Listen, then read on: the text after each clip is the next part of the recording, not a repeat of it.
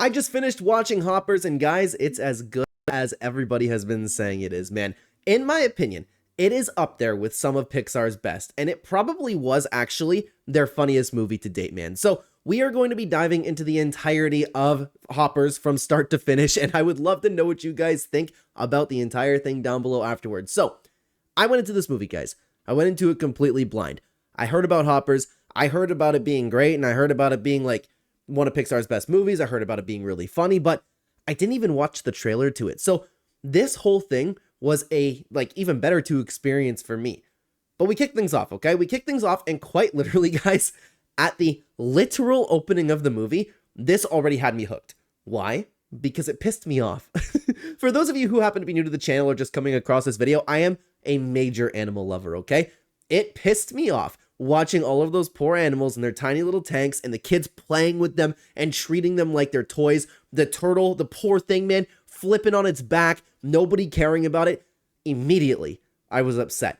And I know it's a movie, okay? I know, but I enjoy stories, and I allow myself to get involved with these things, okay? So the movie pissed me off. So this is probably the movie that hooked me quicker than literally anything has before. But anyways, nobody cared, okay? Nobody cared until this crazy kid, named Mabel came in and tried to free them. And I don't know how you guys felt in the moment, guys, but I thought it was funny right from the get-go, man. When Mabel, she made that stupid face and then just started going crazy, I found it very funny.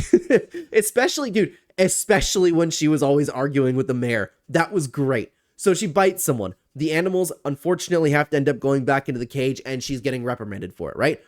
Goes to show a little bit, honestly, how backwards our society is, but, you know, we see things like this all the time. The one doing the right thing gets reprimanded. And I actually also like that this was, a very unrealistic and funny movie, but there were good lessons to be taught in here as well. And this movie did a very good job in capturing somebody like myself who really does have a heart for animals and absolutely hates that people constantly destroy their habitats and things like that, you know? It truthfully bothers me in my core. And perhaps that's another reason why I enjoyed this movie as well. You took that concept, you made it really, really funny while still having that message that it was attempting to give off, if that makes sense. But anyways, Mabel ends up getting dropped off to her grandmother, and we see a little bit of a collage of her and her grandmother bonding. It reminded me of Up a little bit, but not quite as moving. Both of them loving nature. As an angry person, it was how Mabel ended up learning to calm down. It was pretty moving. It was well done, man. We watched the grandmother age, nature just, being beautiful. The beginning of the movie was, again, very, very well done, okay? The graphics were beautiful, too, with it, except, I don't know how well I'm gonna describe this, okay? I'm still not a fan of the modern animation style when it comes to humans specifically with Pixar. I can't put my finger on it. Something about, the way the facial expressions move so, quickly and over-exaggerated, you know what I mean? The over-exaggerated body movements. That's not coming out right, but I hope you guys know, what kind of modern style I'm talking about when it comes to Pixar animation. I'm just not a fan. But the actual visuals themselves, outside of the people, very good. The glade was beautiful absolutely every single time that they showed it. But anyways, as we spoke about, the grandmother passed, and Mabel decided that the glade was still special to her, and she wanted to watch over the glade because, again, it was special to both her and her grandmother. And then we are introduced to Jerry, the mayor of, I think it was called Beaverton, who is looking to just demolish the glade so they can set up a brand new highway. And guys, I actually loved the way that they ended up taking this movie, okay? We've seen this a bunch. We've seen this story time and time again where animals are against humans taking over their area. I particularly love that they started with something so simple, and Pixar just took those same expectations on how something like this would normally go, right? And they just flipped it on us. Not only did they flip it on us, they kept flipping on us over and over again. And of course, we're going to dive deeper into those flips, I guess, but let's continue where we were, okay? We have a very funny scene funny scenes where Mabel steps into the dynamite. She's arguing with the mayor, and then you can tell immediately that they have a running history of the politician versus the crazy person, but the crazy person's needed, and because she's overly compassionate and she won't sit back. She's not numb to everything, but she's ultimately unable to make a difference, right? She's going to houses.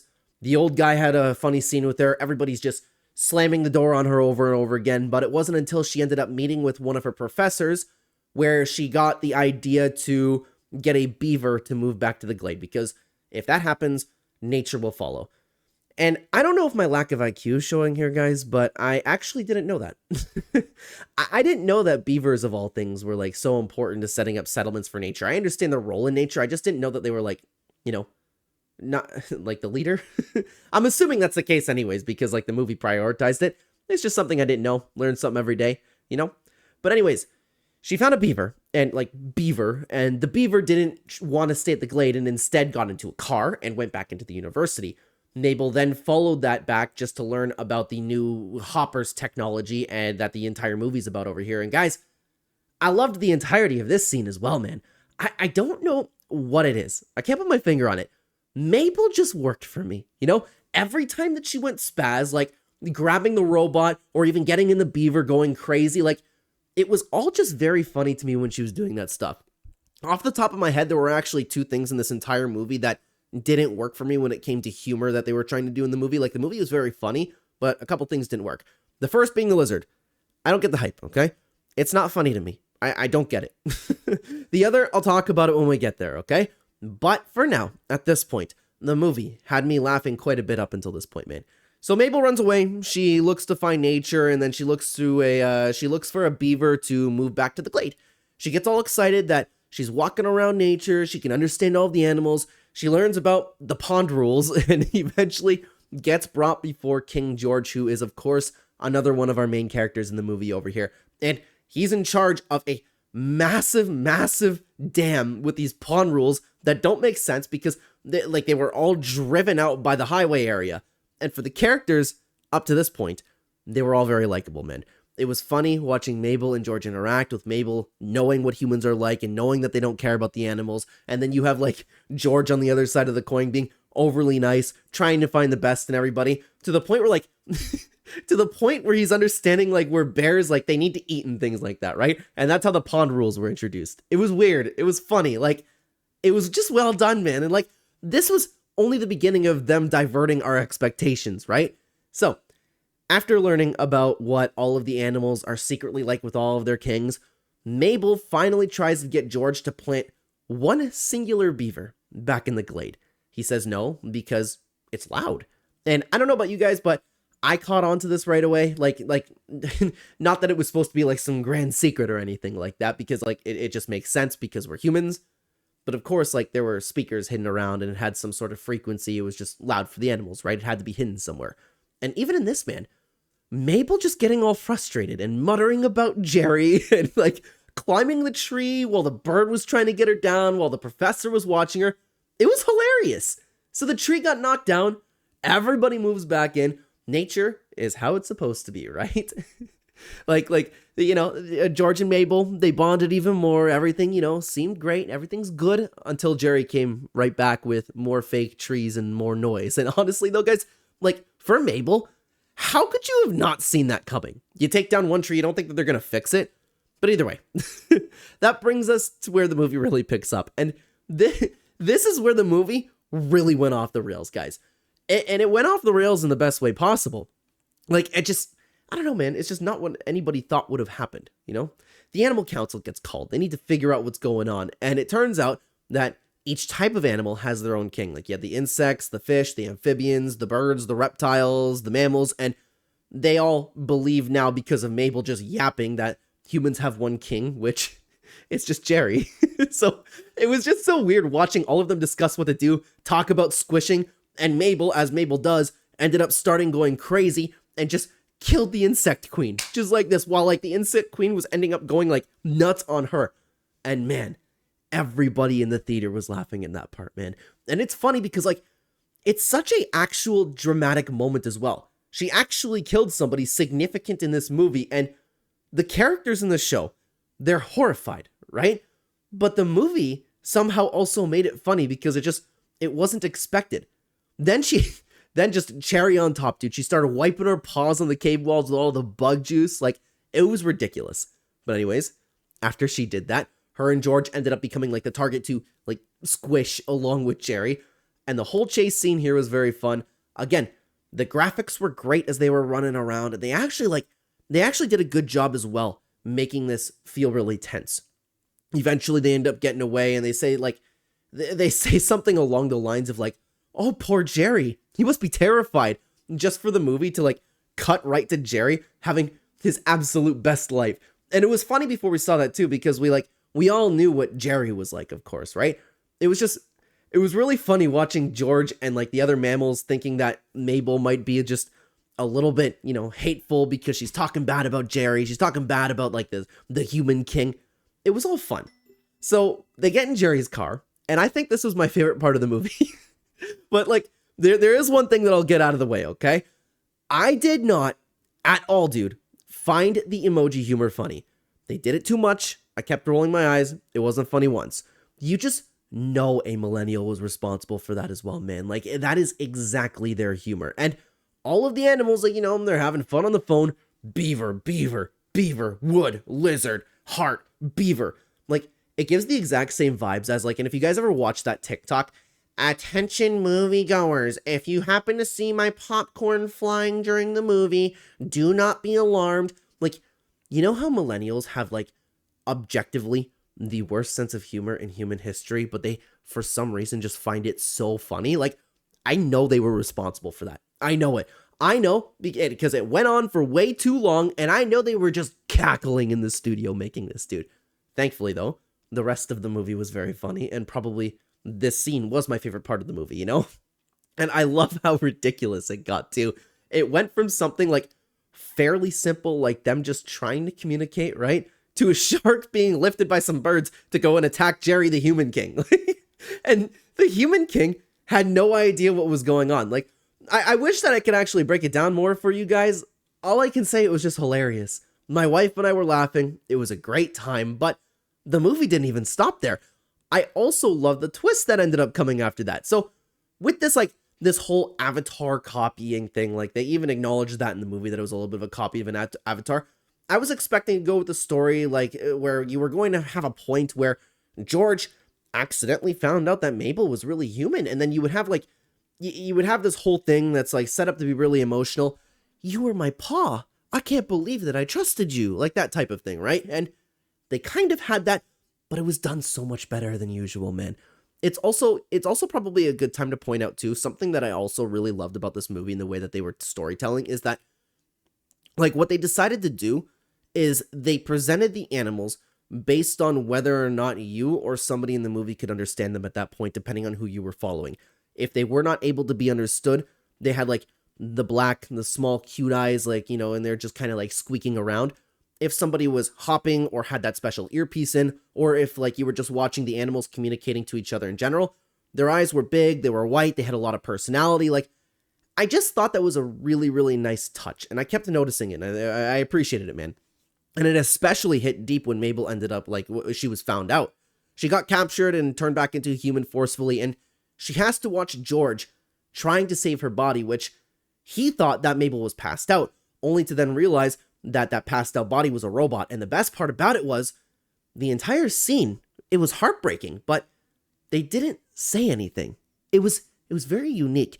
You watched George actively come into this realization just off of visuals alone. And Mabel was heartbroken herself that she understood, but she wasn't able to communicate to, It was extremely well done, and again, just very, very unique.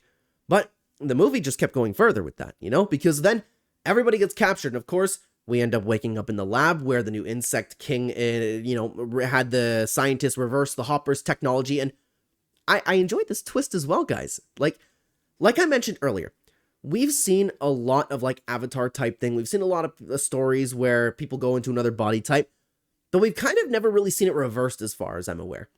The movie just kept taking your expectations and just flipping them around and around and around. It made for a good time. So Titan, the Insect King, he impersonates Jerry, acts all weird at a rally. That was fun, right? But the gold again was with, it was with Jerry and Mabel all tied up, and they were just yapping and arguing. But the movie at the same time, they hit deep, and this is why I love a lot of what Pixar does. They get really, really, really deep into it. Both Mabel and Jerry come to a realization that both of them are part of the problem, and this hits deep while also somehow being really funny. It was very well balanced. So now we have another switch of your expectations where Jerry's now the guy in the beaver, while Mabel gets back into action herself, They head over to that rally. Mabel tries to reason with Titus. Why am I having a blank on his name now? But you get my point. But he reveals all he wants is for insects to rule. And that's where the other animals just turn on him and a frog eats him. Which again, it was shocking, it was funny, I liked it, man. It was also funny when Mabel went up there and she apologized to Titan for at the rally for killing his mom, and everybody in the crowd was like, wait, what? What did she say? But in this entire process, this takes us to the final scene, or the climax of the movie with the wildfire. This wildfire started, destroyed everything, the glade, the trees, and it was heading for the city as well. And still, the animation kept up, it was great, the music choice was top notch, and they did an excellent job at instilling fear and the tensions into the viewer as well. I was really into this. With Mabel and George together too. They were trying to escape with the wildfire while Mabel's breaking down because she knows everything's her fault and she can't communicate with the animals at the same time. And after what she just watched George go through, it's heartbreaking. So it was just great. Everybody got together after a little bit, after running away, and they ended up taking down the dam in a very fun scene.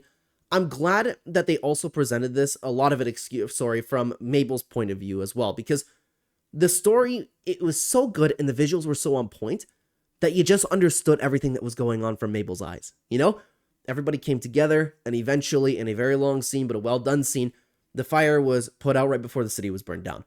Everything was destroyed, and you could just see the conflict between both Mabel and Jerry and what they caused. And what I loved about this is real to some extent, right? The constant clashing and the constant, human need to take over, nothing good ever comes from it, right? And I know that this movie was extremely over-exaggerated, but you understood the message at the same time.